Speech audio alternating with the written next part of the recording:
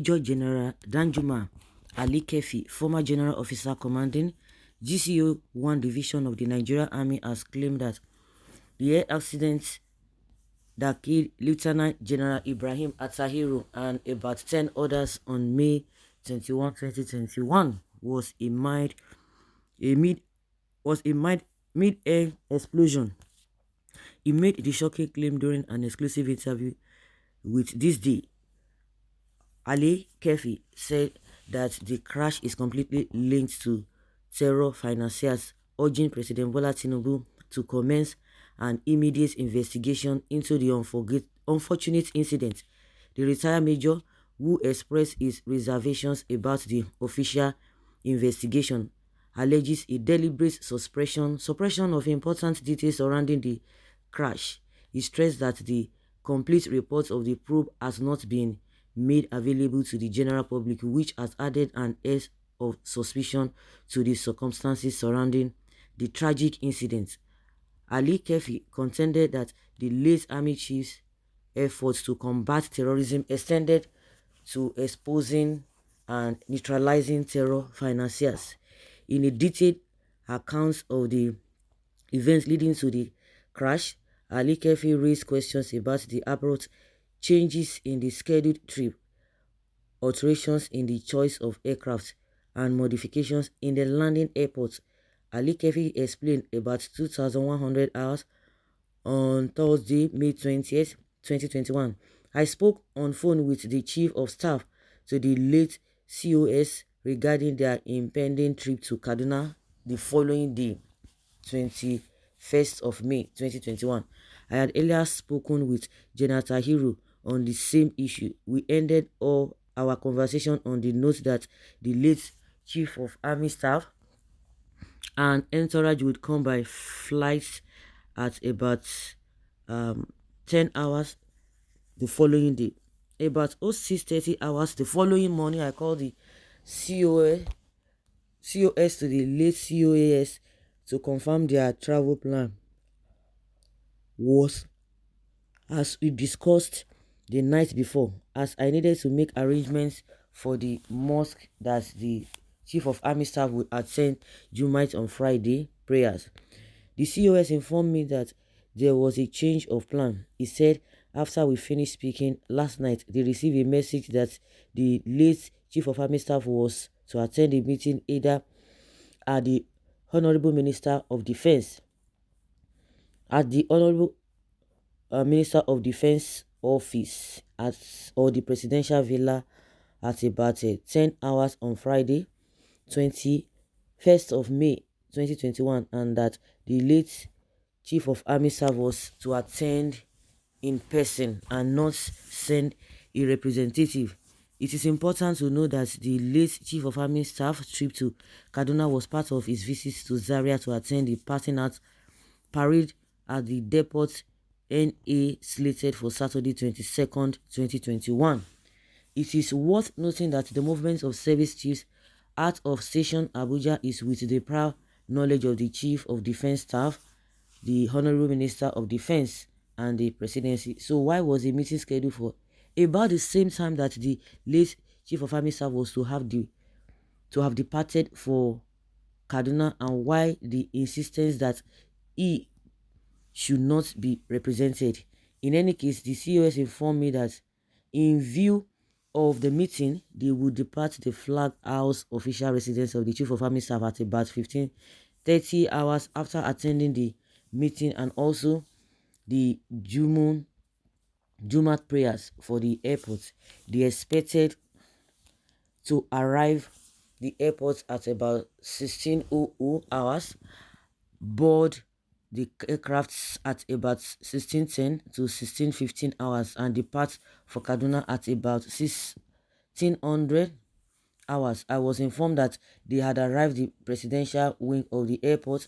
I then set off from Stallion House official residence of the GOC with my entourage in a convoy and arrived the Air Force base at about 16:15. For reasons that I cannot even understand it today, the flight was delayed for over 1 hour and did not take off until 17:30 hours or thereabouts. The reason for the delay, as I was informed, was that there was issue with the aircraft that was initially assigned for the mission to convey the Chief of Army Staff and his entourage, and that it had to be changed. Speaking further, Ali Kefi said, meantime, there was a meteorological alert that Kaduna airspace was going to experience heavy rainfall accompanied with the storm wind shear, and it was advised already they could have formed in Kaduna, which was visible to us at the airport. As a matter of fact, the cloud was so thick, which was indicative of a massive storm. I began to nurse doubts about the flight. At some point, I voiced my doubts to Air Commando Yamu and Air Commando Ilu, who were with me to receive the Chief of Army Staff. I even suggested that they should advise Abuja of weather conditions with a view of having the flight cancelled. At that point, I was informed that aircraft was airborne at about 17:45 hours. I became concerned as to whether the aircraft would be able to land at the airport in such a heavy rainfall storm. The rain had started falling then. Thus, I was not even surprised when the Air Commander Ilu informed me that we had to go to the Civil International Airport as the NAF runway was not long enough to enable the aircraft land on the atrocious weather condition. We then set off for the international airport, but at a snail speed to the heavy rainfall, which was accompanied with shale ice particles.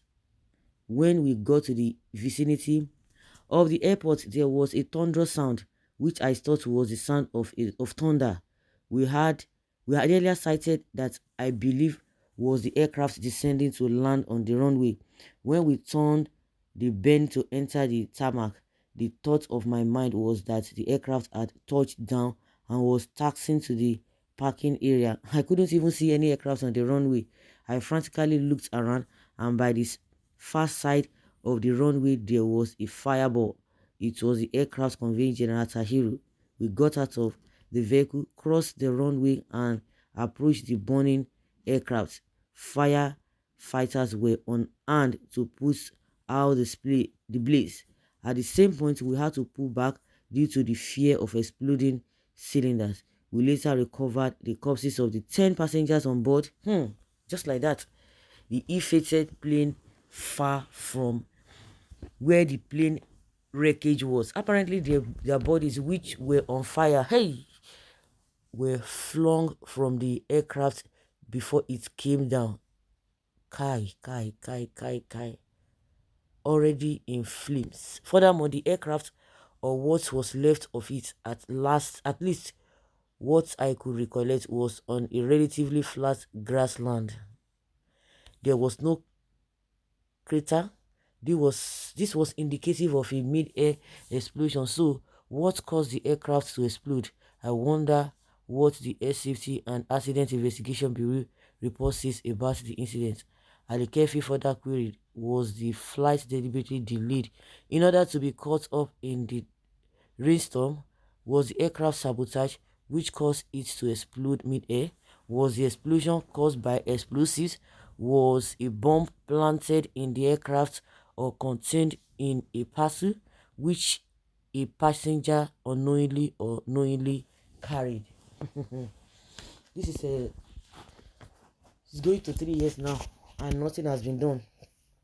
Nothing has been said. Of course, we were told that they were going to do investigation, that even if there's an investigation, it's going to be for the consumption of the Nigeria Air Force or the Nigeria Army. Nothing is going to happen because people just be insinuating and insinuating. It's just unfortunate. Who is not talking now? Now we learn that Ķ1Ł should investigate, or he wants to investigate. We don't even bring anything out. The boiler again now till today. Nothing has been said. The high level of conspiracy in this Nigeria is something else. So guys, let's say your opinion and have your take on this.